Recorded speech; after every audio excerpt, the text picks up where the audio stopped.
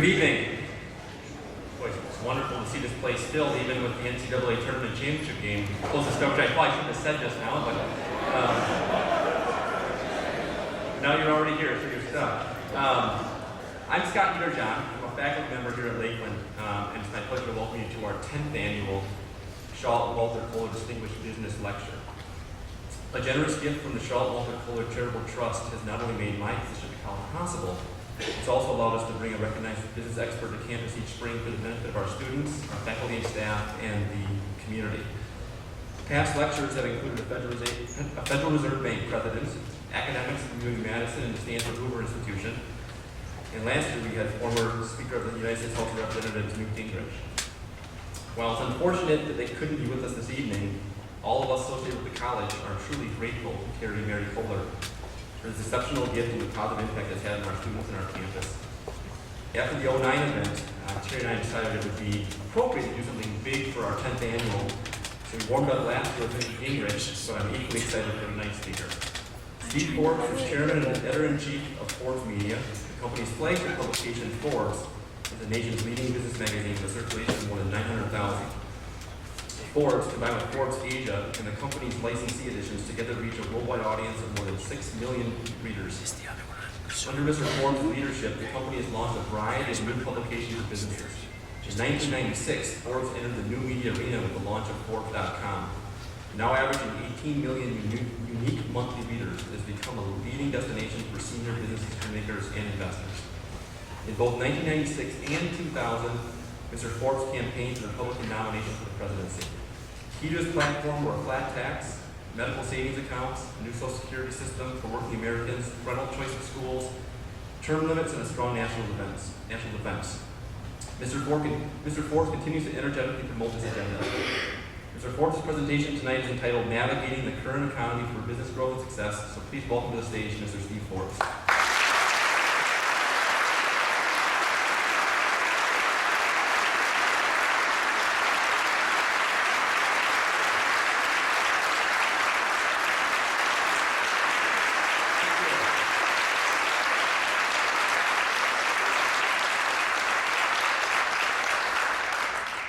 Thank you very much, Scott. Those very kind words. Thank all of you for a very warm welcome.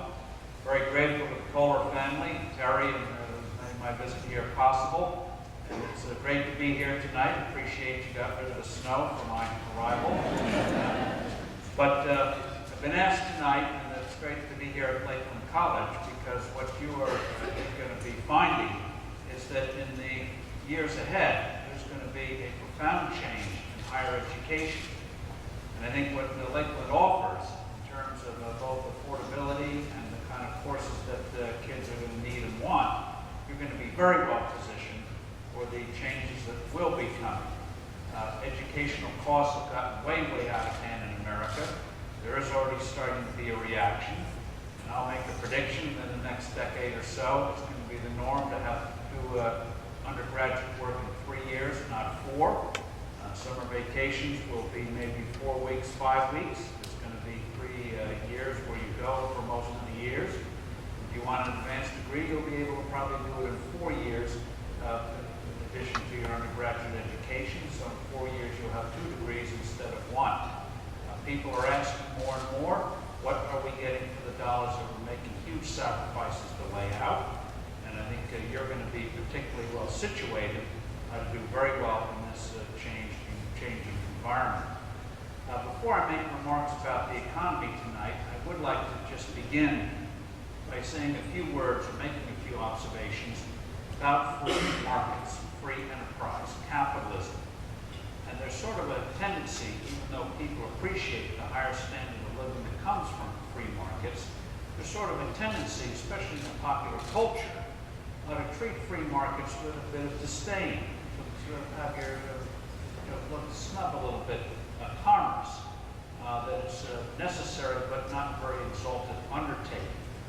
There's sort of this attitude that you have commerce on one end, philanthropy on the other end, that you succeed in commerce but you only do it by being greedy, cutting corners, feeling the worst instincts in people, but hey, it gives you a higher standard of living, kind of a corrupt bargain, and if you succeed, you make up for your sins by giving it away. And you think about it, we all use the words without really thinking the implications. Giving back. Not giving, but giving back. Giving back, if you think about it, implies you took something that didn't belong to you. Now, like a kid taking something from another kid. Give it back, Johnny. And so, giving back. Not giving, but giving back. And you see it in Hollywood all the time. Villains are almost invariably business people. In fact, some people have looked at this and have calculated that in Hollywood movies, businessmen, usually men, very rarely women, businessmen have killed more people, murdered more people than serial killers in Hollywood movies. And the caricature is very real. The villain is either overly heavy, big jowls, going up and down to flee the misery they're causing, or pinched, cramped, running their hand. And so the caricature lives on. And the fact of the matter is, maybe Hollywood just gets mad at the people who don't give them more money. The fact of the matter is that commerce is moral. Think about it. In the real world, with real free markets, you don't succeed unless you provide something that somebody else wants. It's about meeting the needs and wants of other people. So even if you're that Hollywood caricature, even if you have that kind of personality that makes babies cry, dogs bark at you when you walk down the street, even if you lust for money, you're not going to get it until you provide something that somebody else wants. And because of this system, it is truly a humane system. Now, to say commerce and humanity in the same sentence makes people think, is this guy going crazy? But again, what is commerce? It's about transactions. Adam Smith talked about these two people getting something in return with each other. You just have some food. You go to a restaurant. You want the food, the restaurant would like your money. They give you the food, you give them the money. Each gets something out of it. And this goes on millions, billions of times each day. You provide something, you get something back. Now, some transactions, we don't get much pleasure from. There's no real thrill in paying the electricity bill. It's a pain in the neck. Like buying a new handbag, or a new pair of shoes. No thrill in paying the electricity bill. No thrill in paying the rent. Nobody likes landlords. But in both of those cases, though, you still get something in return. It seems that the very same people who complain about electricity bill won't hesitate, human nature being what it is, go out and spend $200 on a pair of blue jeans that look like they came out of a dumpster.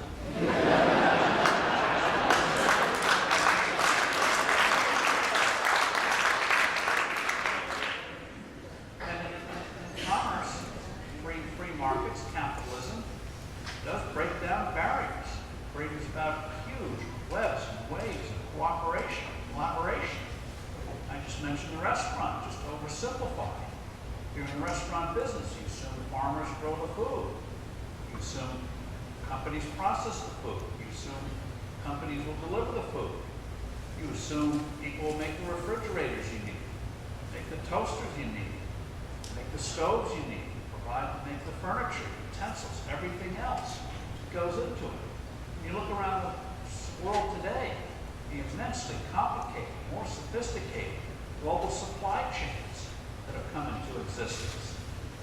Take, for example, the iPhone. It's assembled in China. It comes to the U.S., costs $178. And so it looks like we have a $178 trade deficit with China. Woo-hoo. But look at that $178. The parts come from all over the world. Of that $178, only $6.50 of parts are made in China itself. The rest comes from around the world. Japan's a big supplier of wafers and the like, which is one reason why Apple stock has taken a hit, because they're very dependent on the Japanese supply chain. So Japan, South Korea, Germany, Malaysia, and numerous other countries, all assembled in China. As a matter of fact, $10 out of that $178 of parts comes from the United States, shipped to China, assembled on the phone, and then shipped back to the United States. So if you look at it that way, $6.50 of parts from China, $10 of parts from the US comes out ahead. Yet if you look at the old way of looking at things, it looks like a $178 deficit. So these immensely complicated supply chains means what? It means you have interactions with numerous people all around the world. And we think of nothing in this country when you have a business that you want to hire the best people possible, you want to get ahead. And yet, that is a new thing in human affairs. It was only until recent times that you overcame, societies could overcome, trusting somebody outside your family, hiring somebody outside your tribal or ethnic group. In the United States, we think nothing of it. If you look at other countries around the world, it's a new thing going beyond these traditional barriers, going on these traditional paths. So free markets bring about more humanity, break down barriers, bring about cooperation, collaboration around the world. And we're like fish in water. We don't even think of it. Fish doesn't know it's swimming in water. We don't realize when an extraordinary thing has happened because nobody's in charge. Nobody commissioned it. Nobody gave a State of the Union address about it. Saying we're going to have great global supply chains. It happened because nobody gave permission. A lot of people look askance at the thing. It comes about from people. I don't want to Pollyanna things, but look at Ireland. For centuries, Northern Ireland. For centuries, Protestant and Catholic have been killing each other, much like each other. Now they have a tenuous peace there for the first time in 300 years. It wasn't just great diplomacy that brought that about. The whole dynamic changed in Ireland. Why? Because 30 years ago, Ireland, then the poorest economy in Western Europe, and had been for centuries, the biggest export from Ireland, people, great for America, not so great for Ireland. And so Ireland decided enough of this nonsense.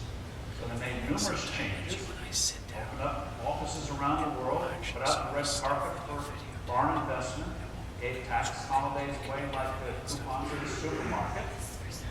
The corporate tax rate today, in the throes of a desperate crisis, 12.5%. And in a couple of generations, Ireland went from the weakest economy in Western Europe to the most dynamic. Now they're in trouble today, not because of what they did, but because they foolishly guaranteed all the debts and creditors of their banks. Even the Swiss didn't make that mistake. Switzerland knew its banks are too big for one country to handle the crisis. Ireland did not, so it's in the throes of a crisis. But eventually they'll get out of it, and they'll eventually get back on track and grow again. But what Ireland's boom did, going massive increases in employment, people coming back home instead of leaving home, it got noticed and spilled over into Northern Ireland, changed the dynamic. And guess what happened? With that changed dynamic, people suddenly had other things to do than to blow each other up. And DJ O'Rourke, the humorist, put it in a very unpolitically correct way. He said it wasn't that the Catholics and Protestants learned to love each other, just that on the to-do list, in this boom, there's just too many other things to do. Like take the kids to, what they call football over there, soccer, and get the dogs vaccinated, the car washed, and so blowing your neighbor up, just couldn't get to it. Just couldn't get to it. And so people say, well, what about the Madoffs of the world? What about executives taking too much pay and all that kind of thing? Well, newsflash, human nature has not changed for 4,000 years. And so you're going to get people who do things they shouldn't do. Wow. Well, let's take elections. We have fraud in elections from time to time. Does that mean we get rid of democracy? No, you deal with the problem. Same thing in free markets. There's a problem, you deal with it. You don't chuck the whole thing over. You don't say, oh, this shows free markets are absolutely can't be trusted. You have sensible rules of the road. Now, James Madison, father of our Constitution, put it very well. He said, if we are angels, We would not need laws. We would not need government. If we were governed by angels, we wouldn't need checks and balances. We're all too human. Human beings are imperfect. No surprise that human institutions are imperfect. But you don't get rid of the thing because people are not perfect. So we have this false choice out there. It's either massive government regulation in the minds of some or anarchy. No. Sensible rules for commerce, the thing works and is the best poverty reducer in human history. Or as Abraham Lincoln put it, the opportunity to improve one's lot in life. So this then gets to our economy today. Why isn't it working better? Is it because free markets are inherently flawed? No. It's highly unusual what we're experiencing today. Highly unusual. The norm for this country is for people to move ahead. And when it doesn't happen, you've got to look at what is standing in the way. So this new normal we have right now is really the new abnormal. We've never had in terms of the economy. Yes, we're growing. We'll grow 3+% this year. We'll create 2.5 million, 3 million new jobs. So the economy will move ahead. But there are big problems out there. Big headwinds. This is the most pitiful recovery from a severe downturn in American history. Now, none of you are old enough to remember the 1970s. That is called pandering. What I tried in politics didn't work, which is why I'm here tonight.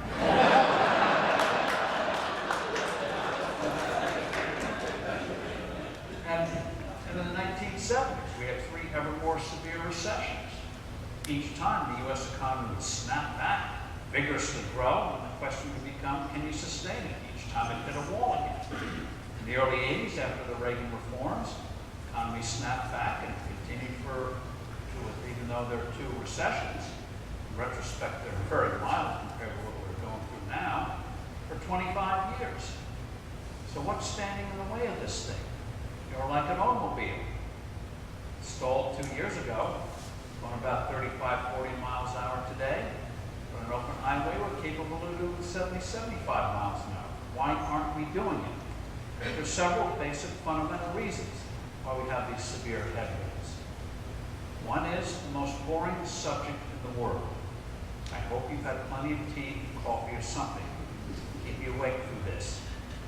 And by the way, it's about monetary policy, which is the most boring subject in the world. You have Federal Reserve, the dollar, interest rates, Ben Bernanke. It's almost like hypnosis. And let me give you a travel tip. If you ever find yourself in an airplane, in coach, middle seat, on the runway, watching your life pass away, you want a little bit of elbow room with your seatmates? Start talking about monetary policy.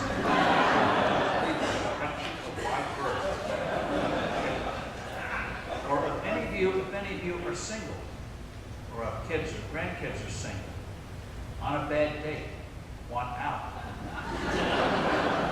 Talk about monetary policy, and I guarantee you'll never see that person.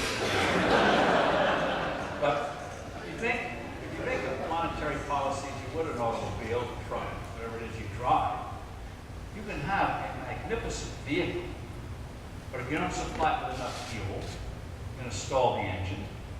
Too much fuel, you flood the engine. Just the right amount, you have a chance to move ahead. Same is true of monetary policy. If the Federal Reserve doesn't supply enough liquidity to meet the legitimate organic needs of the marketplace, you're going to stall the economy. If it prints too much money, you will get the economic equivalent of flooding the engine.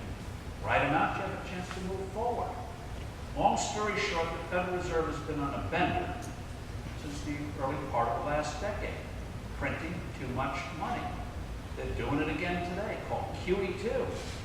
I'm old enough to remember when QE2 was a ship. That's what they do. It was scrapped. They just scrapped this thing. Printing money, basing the dollar. Weak dollar means a weak recovery, without exception. Why is a weak dollar bad overall? Even though some people may benefit short term, overall, what it means is you don't get productive investment. It means inflation at home. It means speculation in commodities, currencies. At the end of the day, you're falling back. You should learn that from the 1970s. If printing money was the way to wealth, Zimbabwe and Argentina would own the world today. If printing money was the way to wealth, we should legalize counterfeiting. How should the Fed have all the funds? We could tax the activity too. And not to totally bore you on this thing, governments ultimately don't create money. People create money doing those transactions. In olden days, we had barter. Very inefficient. Money allows you to do transactions infinitely. You don't have to worry about what you get in return. You can choose what you get in return. Now, 3,000 years ago, if I sold an ad in Forbes, how would I get paid? Maybe a herd of goats, maybe a couple of camels, God knows what else. Then I'd have to figure out, how do I take these goats, trade them to get PCs for our writers? It's just very inefficient. But money comes along, coins, paper, now books on the computer, makes investing easier, makes looking to the future easier, makes commerce easier. So money is like a ruler, should be stable in value. You have 12 inches in a foot. Imagine building a house or a building if that changed each day. 12 inches one day, 8 the next, 16 the next. Or imagine if Washington did to the hour what it does to the dollar. 60 minutes an hour one day, 42 the next, 88 the next, 29 the next. You'd soon have to have hedges, derivatives, futures to figure out how many hours you're working.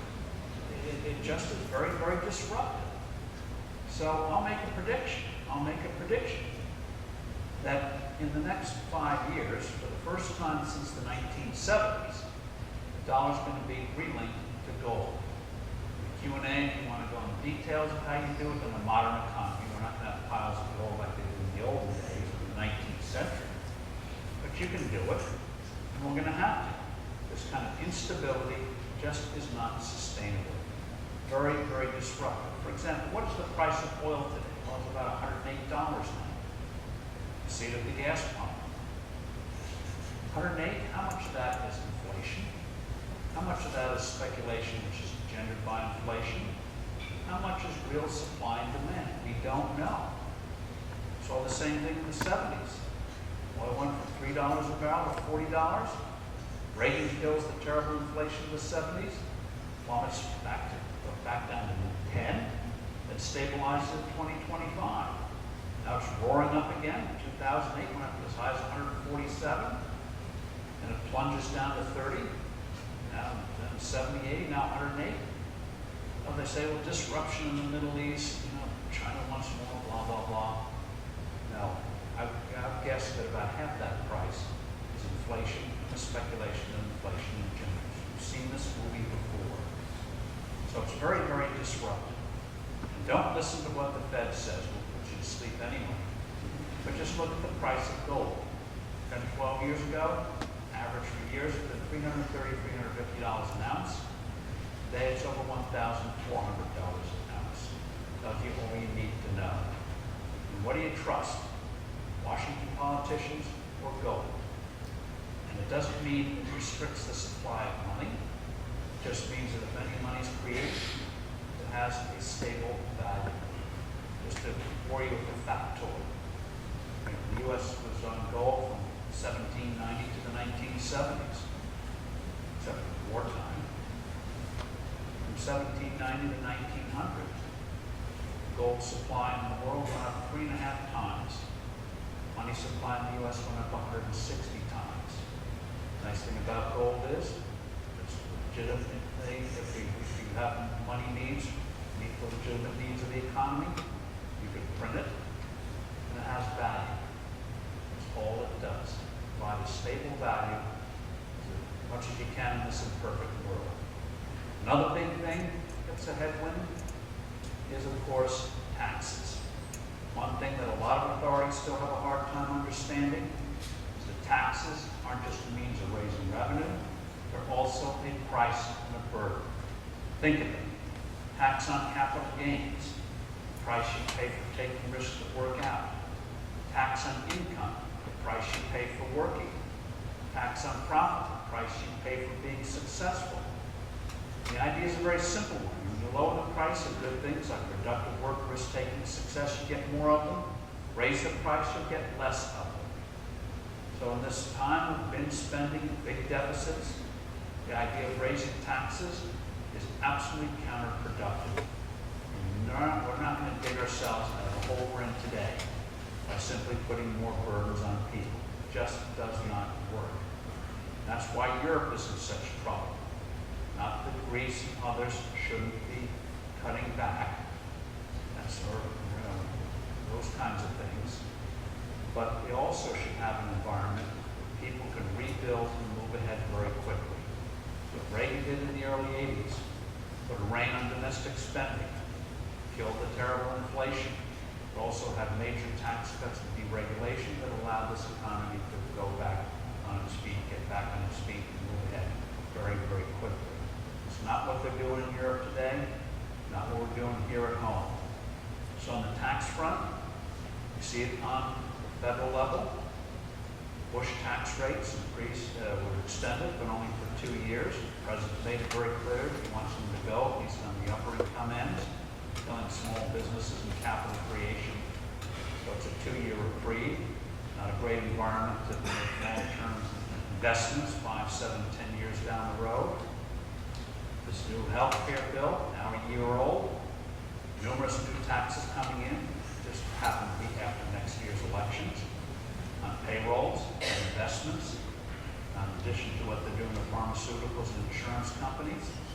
We're seeing it play out at the state level. For example, you take the word Greece, just one little factoid on Greece, one impressor kept people go ooh and ah at a cocktail party. I'm just going to give them this factoid. Greece's railroad system, passenger system, has revenues of about $140 million a year.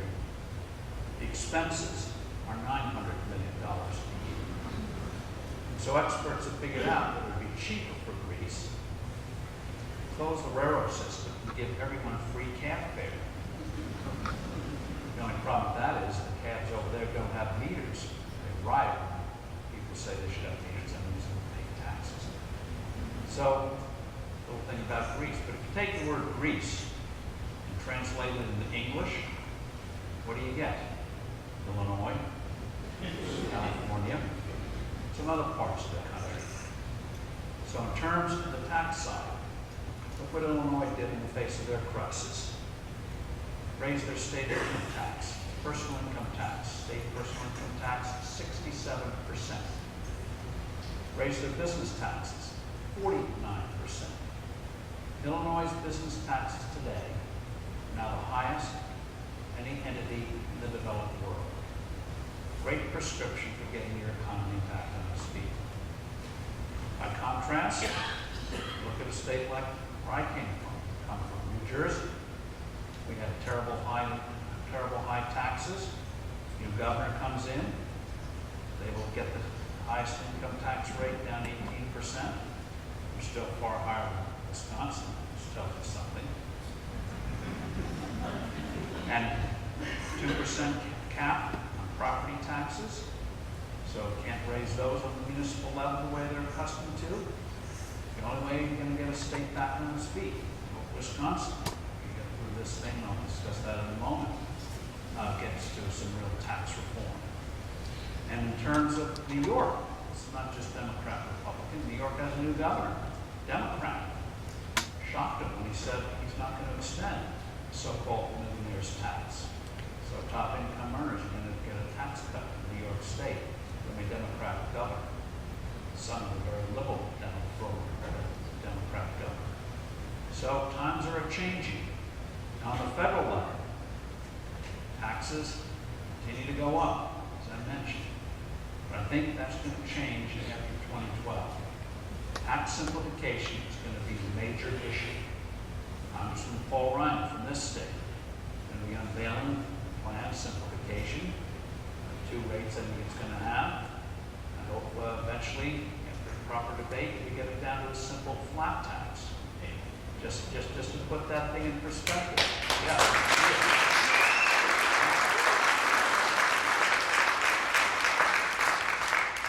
Abraham Lincoln's Gettysburg Address. Find the character of the American nation, 272 words. Declaration of Independence, a little over 1,500 words.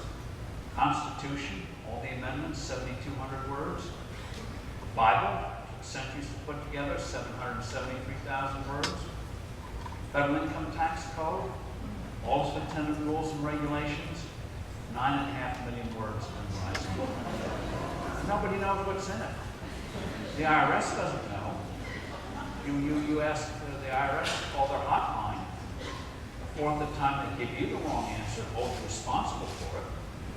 They don't know what's in it. You don't have to go to the Amazon and find exotic creatures because they're rolling all over this. How crazy it is in the last quarter of a century. Since the mid-'80s, it's been amended 14,000 times. Out of control. Several years ago, Money Magazine did a survey. They took a hypothetical family's finances, gave the numbers to 46 different tax preparers for the family's income tax return, experts in the field, highly regarded. You know what they got back? 46 different returns, 46 different estimates. No two experts could agree. Thousands of dollars of difference. This is from people who make their living in the thing. It's out of control. And so what I hope is going to happen, and I think will after 2012, when the mandate is there, major tax simplification, and I don't think it's just going to be Democrat, Republican. The President had his deficit commission report last December. Democrats signed on to the idea of simplification, not as much as I would like, but hey, they know this has got to be done, a growing number of them. So I think what's going to happen after 2012, finally, you're going to take this 9.5 million word monster, kill the beast, drive a stake through its heart, bury it, and hope it never rise again to terrorize the American people.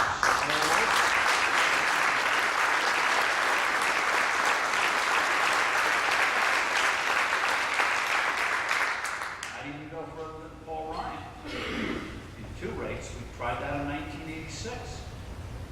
But when you have two rates, that means people are going to start saying, well, let's have rich pay higher. And suddenly two rates become 3, 4, 5, 6. We're back in the mess again. So I would hope that we go with a simple flat tax. Generous exemptions for adults and for children. That's it. Family of 4, for example, would pay no federal income tax on the first $46,000 of income. Anything above that, tax at a simple 17% rate above the $46,000. No tax on savings, and no death taxes. You should be allowed to leave the world unmolested by the IRS.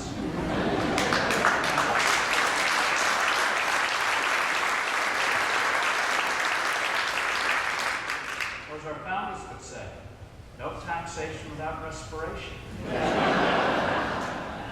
And on the business side, cut the rate to 17%. I mentioned Illinois, but the United States as a whole is soon going to have the highest business taxes in the developed world. Japan's going to cut theirs next month. So we're going to be number one. Probably not the kind of number one we don't need. And on depreciation schedules, get rid of them. You make an investment, capital investment, write it off in the year in which you lay out the cash. You have a loss, you carry it forward against future profits to use the thing up. You just do those two principal things. Relink the dollar to gold, you do it for 180 years. Simplify the tax code, you'll start to see this economy really roar back to life. There are a couple of other headwinds out there. One, of course, everyone's familiar with, is spending. The thing about spending, we'll call it stimulus, whatever name you want to give to it. The thing you should ask is, where does the money come from? It is not manna from heaven. It does not come from a spaceship from Mars. Money comes, you ultimately create money doing those transactions. It comes from you. When we talk about stimulus, what that means is, take resources from people, put it through the government sausage factory, spray it out. That is not stimulus. We tried that in the 1930s. It does not work. Japan's tried it 15 times in the last 20 years. Did not work for them. Where does the money come from? It either comes from taxing, borrowing, or printing money, which is another form of taxation. So we all end up paying for it. And if the government gets bigger, it means by definition the private sector gets smaller. And whenever you have a period of time, the private sector grows faster than the government, which we had in the 80s and in the 90s, guess what happens? Unemployment goes down. Even after a recession, it doesn't reach the highs of the previous one, it goes lower than it was during the previous boom. The government gets bigger, as happened in the 1970s, unemployment goes up. Trend line goes up, we're seeing the same thing in the last 8 years. That's the way it is. So in terms of where we're at today, on the federal level, I think the reaction has set in. Serious efforts will be made. Small steps at first, but is now a major issue. On the state level, see in my home state of New Jersey, 2 years ago the budget was $34 billion. Today it's $29 billion. This is from a Republican governor with a Democrat legislature. People know things have to be done. I mentioned New York. New governor there, Cuomo, has a budget lower than it was the previous year. An absolute spending. Absolutely, it would have been impossible to conceive of a Democrat doing that in a year ago and getting through the legislature. But it's happened. Now in this state, I'm going to say something about brouhaha here, brouhaha here. See the exit signs. But you have to change the structures. It's not enough to change the spending. If you don't change the structures, eventually when times get good again, you're going to end up in the mess you're in today. And the bargain, to be blunt, people who work in the public sector was, you got job security. You accepted a lower cash pay, you got good benefits. Private sector, you get higher cash pay, but you don't have the security you have in the public sector. That was the bargain. We know what's happened. Public sector today, higher cash pay, bigger benefits, more security is still there. Private sector, we know, absolutely the opposite. It cannot continue. There are positive reforms that can be done. On the pension side, I hope eventually new workers, 401ks. That way you won't be able to make outlandish promises and figure out somebody else is going to have to pay up the tab 10 or 20 years from now. And you're safely out of the game.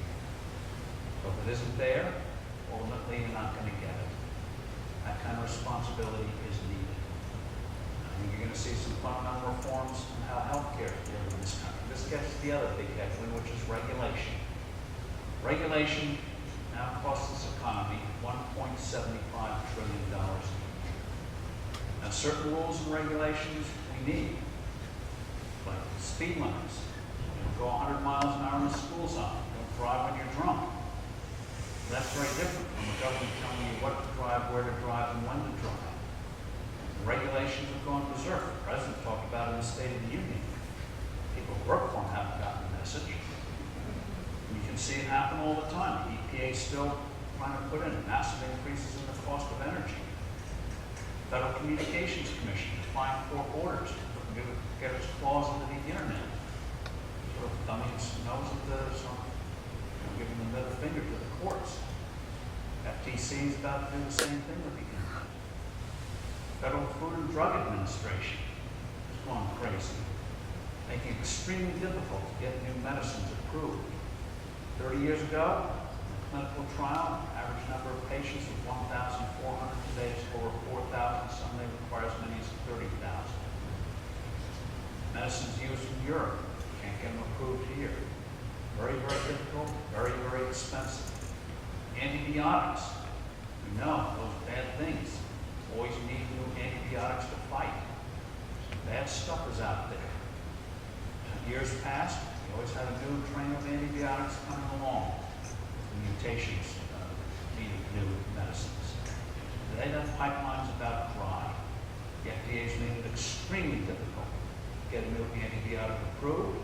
Guess what? The company sees it can't get approval. The rules are going to be changed in the middle of the clinical trial, which the FDA does routinely with antibiotics. It's going to say, give up. We're going to go put our money, invest our money elsewhere. So this is not just about money. It's not just about cost to the economy. It can get very personal on health. So we need regulatory reform. This gets to healthcare. Huge battles are still ahead in healthcare. The bill that was passed a year ago, extremely flawed. Numerous new rules and regulations designed in a way purposely to drive single practitioners out of business. Why? Because it's hard to regulate thousands of single practitioners. Easier to herd them into big collectives. Easier to regulate them. Doctors. Medicare Advantage.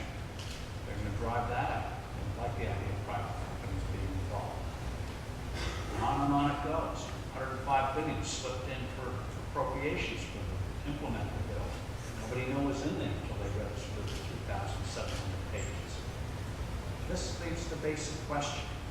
Why in the world do we have a crisis in healthcare? The answer is, well, we want more of it. We're living longer. It's expensive. But think of that for a moment. Why should living longer be a crisis? I mean, as I get older, I kind of like longevity. My hair's might not, but I think it's great. But think of it. When people say, well, we want more health care. Think of it. Why is that a crisis? In every other part of the economy, if people want more of something, it's seen as a great growth opportunity. People want more apps and more software.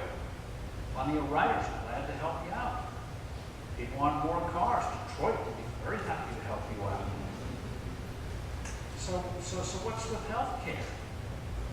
Well, the answer is the crazy way we pay for it. There's a disconnect between providers and consumers, between doctors and patients. It's all third party. We don't have real free markets in health. Portions of it, which is why we still produce more new medicines, medical devices, and the rest of the world put together. But it's a crazy quilt system, unsustainable. Think of it, we've grown up with it, so we don't realize how strange it is.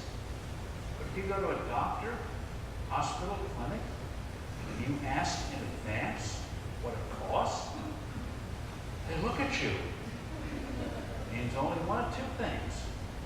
Either you're uninsured or you're a lunatic. Why would you want to know what it costs? What's it to you? You realize how wacky that is? I mean, let's go in a restaurant, ordering a fine bottle of wine. Well, that's Medicare's problem, Blue Shield's problem. So the system spins out of control.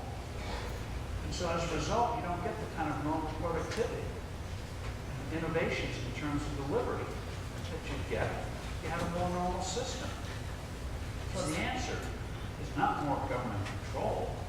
The answer, I think, is more free enterprise with proper safety nets.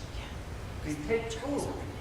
Food is more basic than healthcare. No food, no nothing. Now, people have problems getting food in this country. Does that mean we have the government, Washington, take over the farms?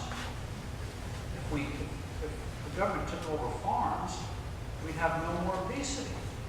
Everyone would be starving. Russia and China tried that. It did not work. Horrific results.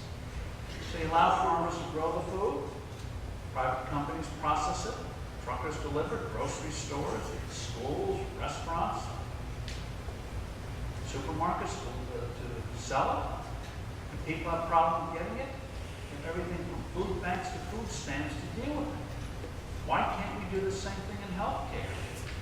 Allow more free enterprise and put in genuine safety nets. Giving people insurance, as the healthcare bill purports to do, does not mean you're going to get the health care if you don't have sufficient physicians and delivery systems. So, can it work? Of course it can. Take, for example, laser surgery for the eyes. Because you write the check, providers have every incentive to make it more affordable and better. That's why today laser surgery on the eyes costs less than it did 10 years ago in real terms. Same thing with cosmetic surgery. And if you need it, it's grown sixfold in the last 15 years. Huge technological innovations. And you haven't had the kind of wild inflation there you have in the rest of healthcare. Why? That's the result of disease or accident. You're writing a check. So providers, again, they have to satisfy you, not some insurer. They want to prosper. So what happens if you want a procedure done? You scope it out like you do anything else. If you have friends that can keep their mouths shut, you might ask them for advice. And so you scope it, and the thing works. We can do the rest in healthcare. People say, what if you have a heart attack? You're not going to be able to price out the care. Well, no. That's what you have genuine insurance for. So the system's already changed in terms of delivery, much more efficiently. How do we get there? Well, among other things, how about Paul Ryan and others are going to be pushing this. How about nationwide shopping for health insurance? Now, I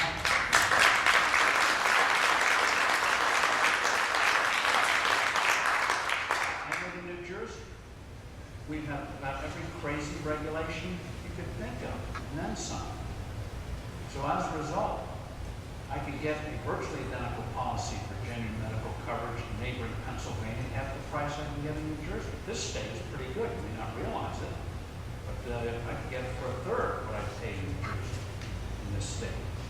It's illegal for me to buy it here. I can buy a car here. I can buy a house in Pennsylvania, but I can't buy the insurance. Why not?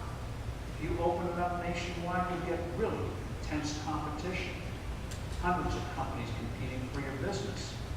The federal government does it for its workers. 300 companies vie for your business when you work for the federal government. You get a big book each year. Why can't we have that for everybody nationwide? Get genuine insurance. It can be done. And you'll see changes in delivery systems. People figuring out how to do it better, just as we do everywhere else in the economy. Advances. How about equal tax treatment? You're a business, you get a deduction. You're an individual, unless you're self-employed, you pay ample tax dollars. So if you're an individual, you start out with a 40-50% disadvantage. How about tort reform? More defensive medicine.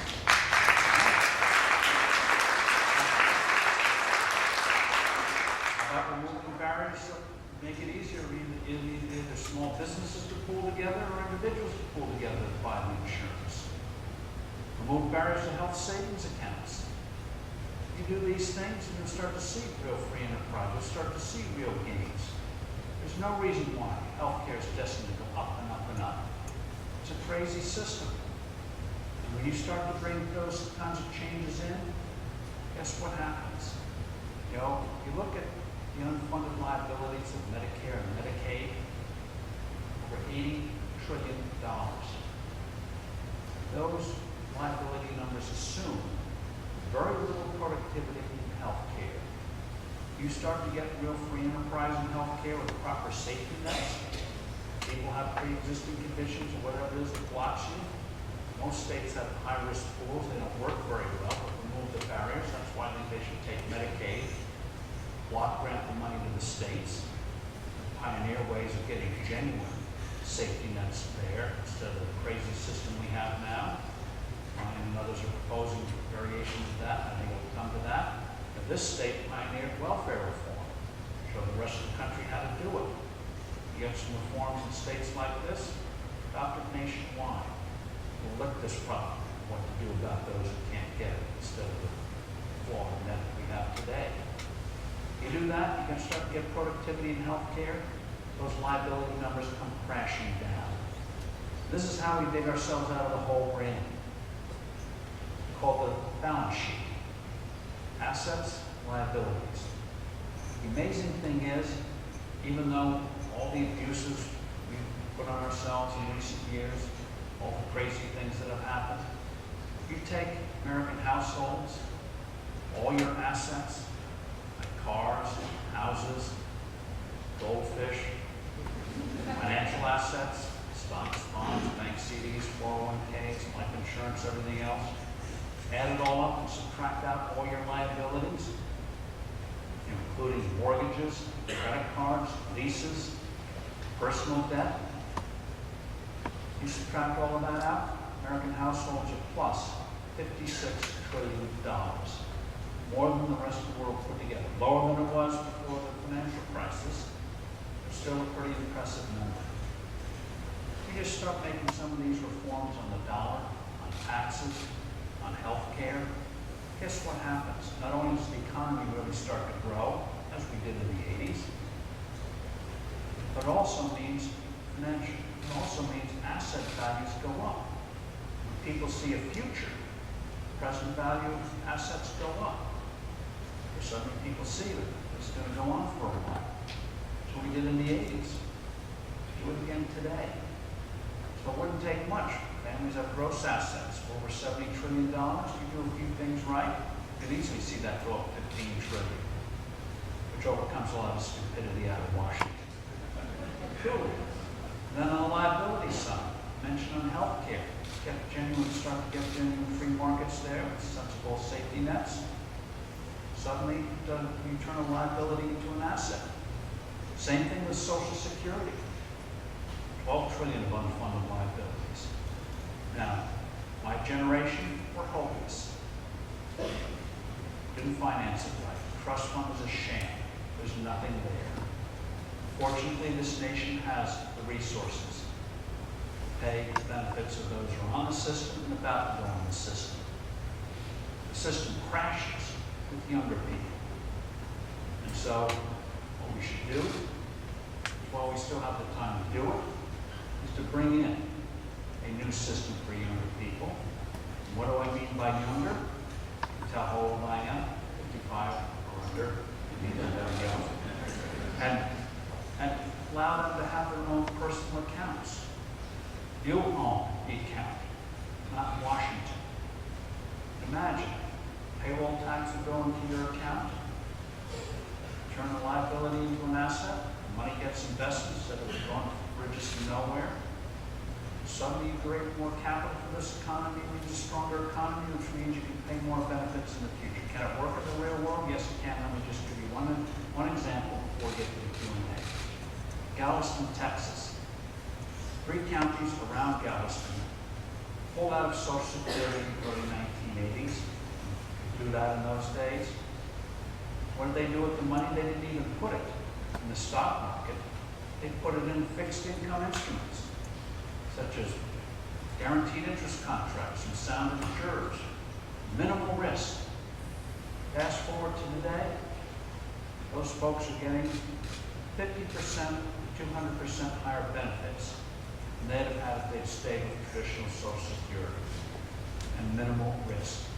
Even somebody with a low income, making as little as $17,000 a year, an individual and spouse would get from Social Security $683 a month.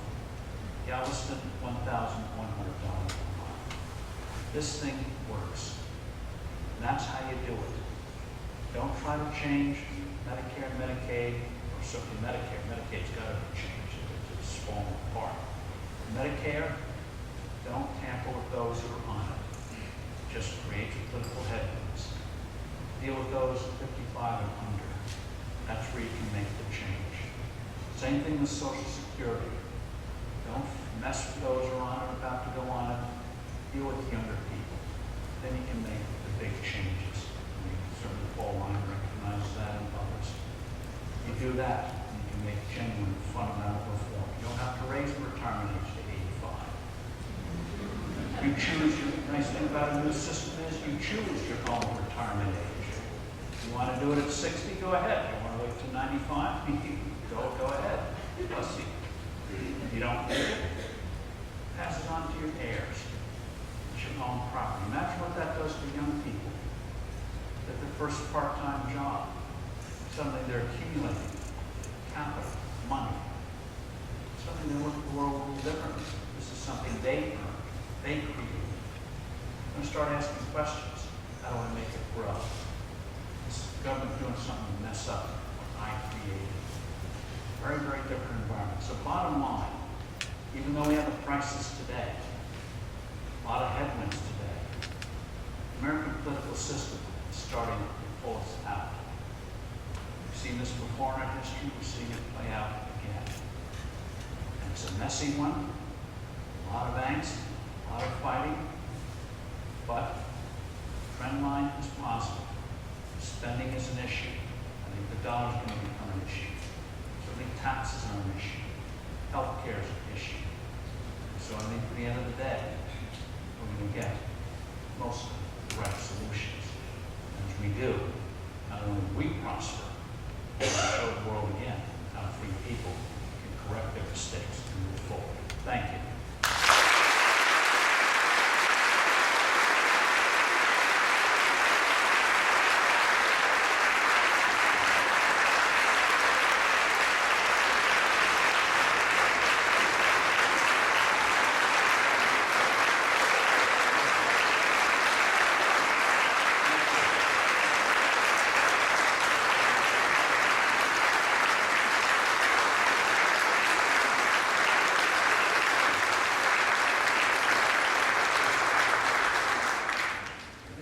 Time for a few questions. We asked that the microphones at the bottom of each of these aisles, so if you have a question, if you start a short line behind the microphones, and we have time for a number of questions, so we can move to that right now.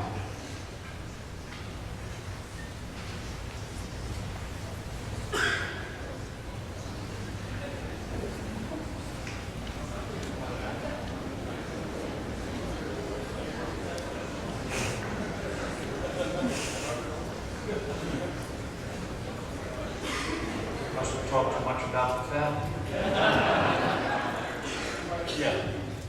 Mr. Forbes, you talked about the importance of the dollar falling and how it's affecting our economy and also the world perception of America. You can see the rapid increase in terms of the value of gold.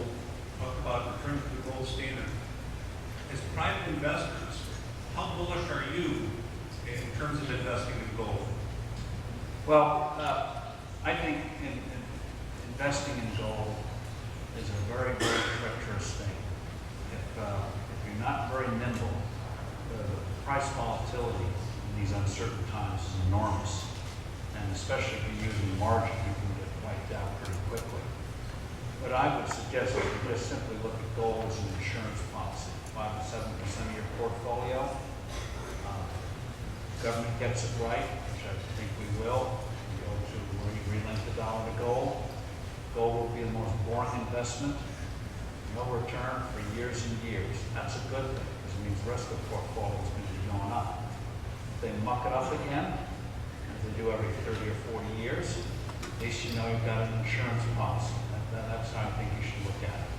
It's an insurance policy. So whether you do it with coins, whether you do it through black stocks, make your own preferences, make your own choices, but don't put all your assets into it. It is just very, very hard. And just remember, in the 70s, late 60s, 70s went from $35 to a high of $870, then it went down for years, virtually did nothing.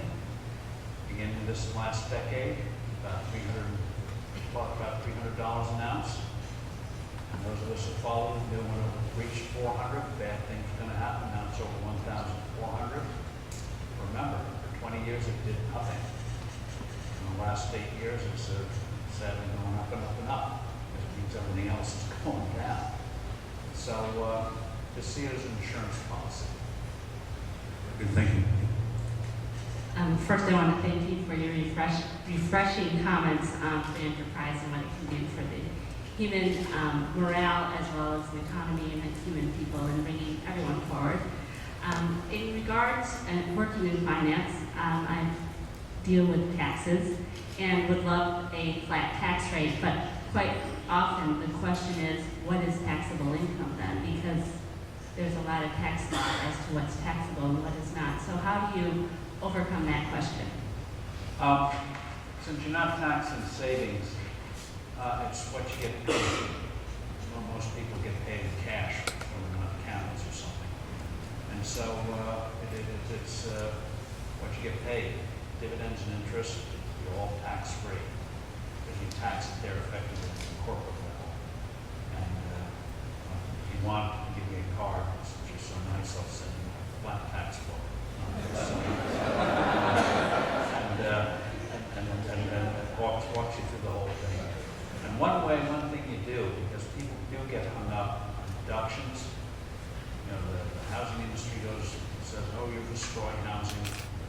Charitable institutions say, oh, you're going to destroy charity. And absolutely not true. In terms of housing, it's very logical. People get to keep more of what they earn and earn more than you would in that kind of economy. Interest rates are lower than you would with a stable dollar. Doesn't that mean people can more afford housing? Yes, people like houses. They can afford them. We'll see what happens when you can't afford it. This makes it more affordable. Now, charitable giving, the amazing thing is with this country, when people have more, they give more.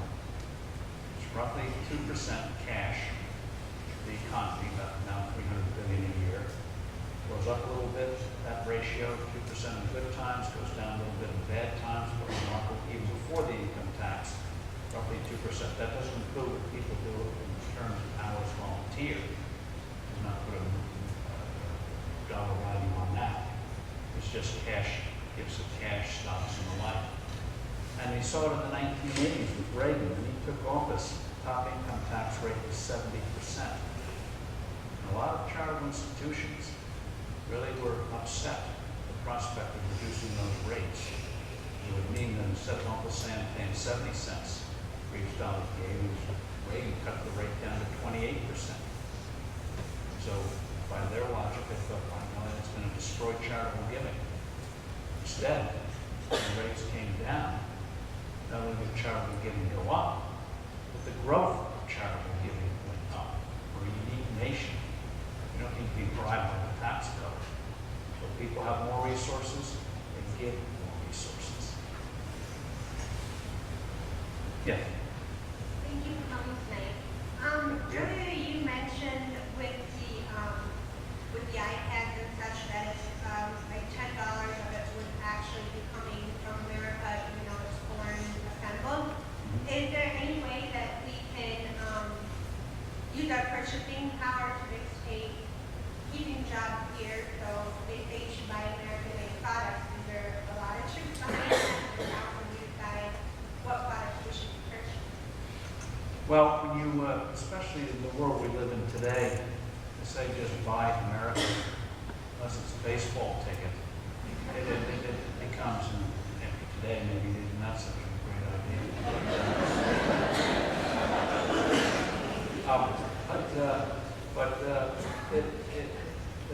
There's just so many components from the rest of the world. And years ago, there was the old joke, back when the company Zenith was around doing TV sets. Zenith farmed it out to Taiwan, so the joke became you buy a Zenith, American-based company, TV set that's made in Taiwan, or you buy a Sony TV set that's put together in California. So it's just much more complex. We will create jobs as we've done in the past and remove burdens on the American people.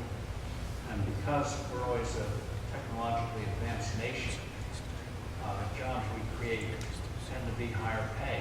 You have a lot of entry-level jobs. That's how you get your work skills. Don was the greatest job trainer in the government program. You learn how to work on time, how to work with other people, how to serve other people. It's very basic, and you learn. And but in terms of as you advance, getting more skills, that's how you get rid of trying to block jobs from disappearing as Europe tried to do, or bar companies from moving around the world. You end up doing your own economy. And just give you one example, after World War II, one of the biggest employers in this country was railroads. 1.2 million people worked on railroads. Today, it's about 180,000, even though our trains carry about 6 to 8 times as much freight as they did after World War II. Those jobs didn't go to China or Ireland or anywhere else. They just disappeared. And so you saw the same thing with farm workers. Deer plow, corn reaper, up to the tractor. Eliminated millions of farm jobs. So you went into manufacturing or into services. So trying to have government say you can do this, you can't do that, ends up impoverishing us. And we see that in Western Europe. In terms of technology, they are laggards. India does infinitely more software than Western Europe. Israel, a nation of 7 million, turns out more software. There's more technological innovation in Western Europe. Astonishing. And so the key thing is remove barriers, and like how people figure out how to provide new services and new products. I think that's the way to go. Apple. Steve Jobs recreated Apple.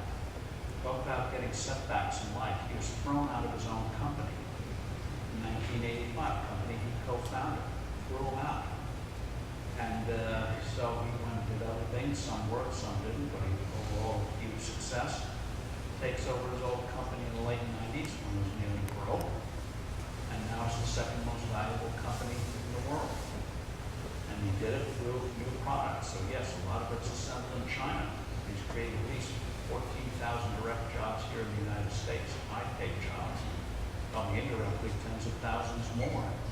So China benefited, South Korea benefited, Japan benefited, we benefited. That's the way it should work.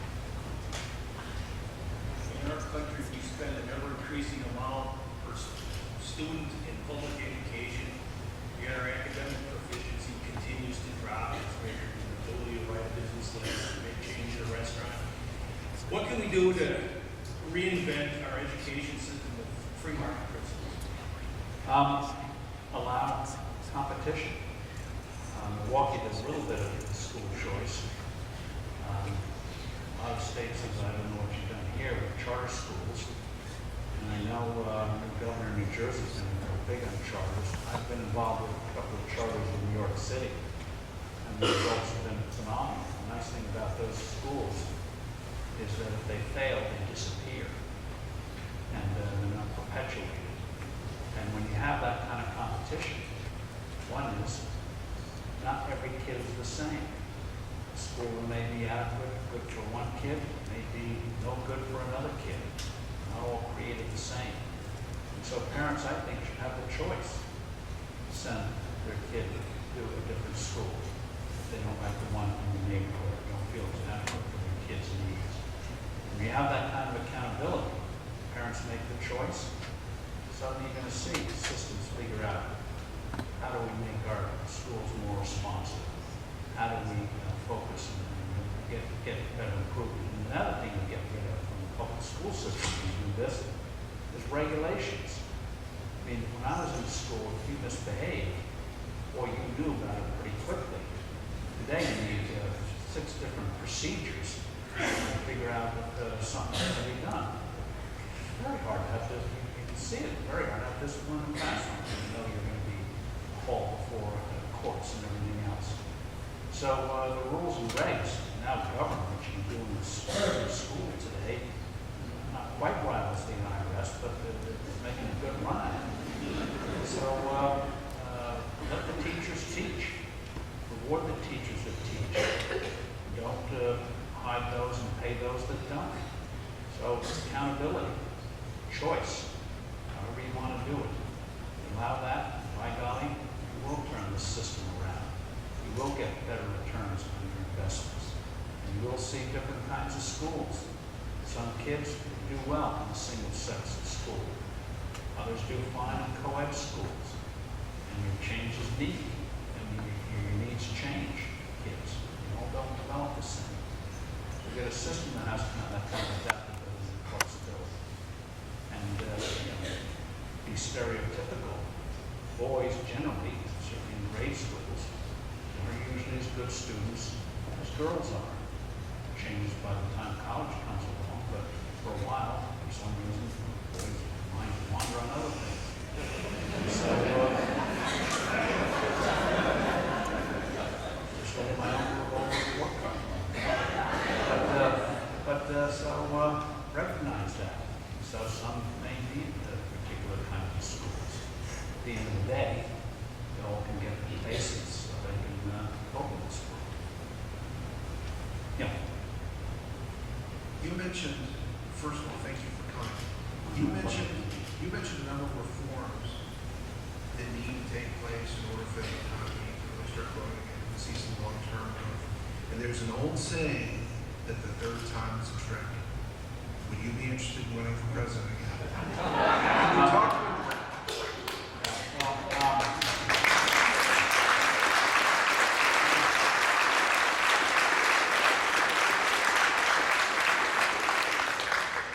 thank you for the compliment. I think it was a compliment.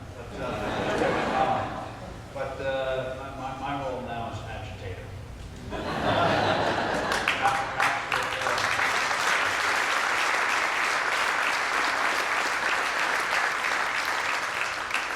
Perhaps for some of these candidates, educator. Since we just brought up the presidential election, do you two questions? Do you see Hillary Clinton getting involved in the Democratic nomination, as well as who you like in the Republican Party?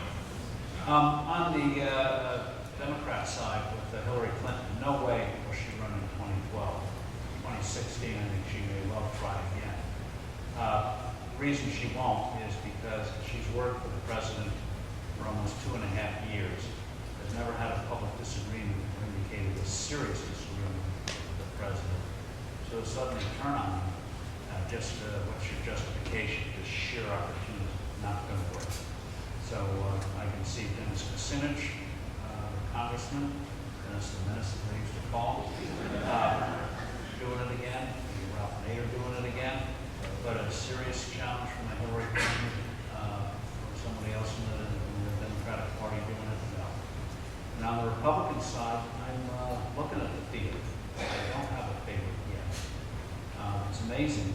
First time in memory, there is no real front runner in the Republican Party. Usually the Republicans are the my turn party. And there is no my turn this time.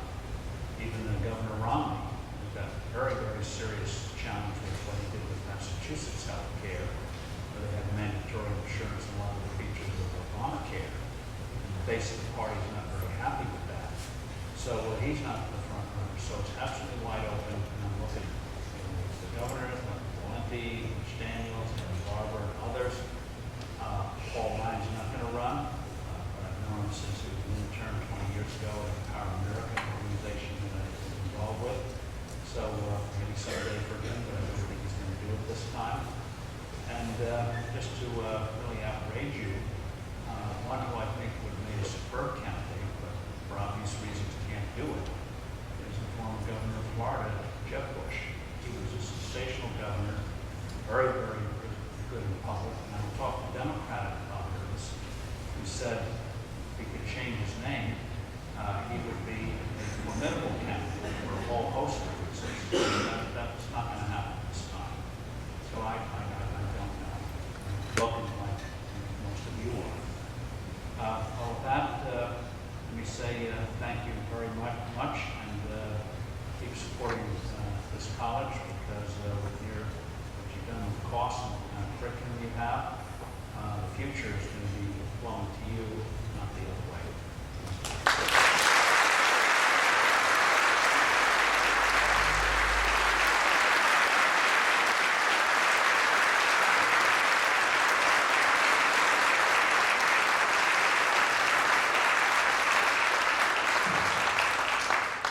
Well, on behalf of Lakeland College, I want to thank you for attending our 10th annual Charles Walter Kohler Business Lecture. Mr. Forbes is going to be meeting with the media for a few minutes right now. However, in a few minutes, he'll be available for a book signing in the lobby. If you're interested in this opportunity, we have representatives in the bookstore in the back corner outside the theater over here, where two of Mr. Forbes' books are for sale. And then further, we've heard from a number of you that you're interested in catching some of tonight's NCAA basketball championship game. So we're going to try and put the game on the screen right here, so you can stick around and watch it while you're waiting for the book signing if that's something you're interested in. So with that, thanks.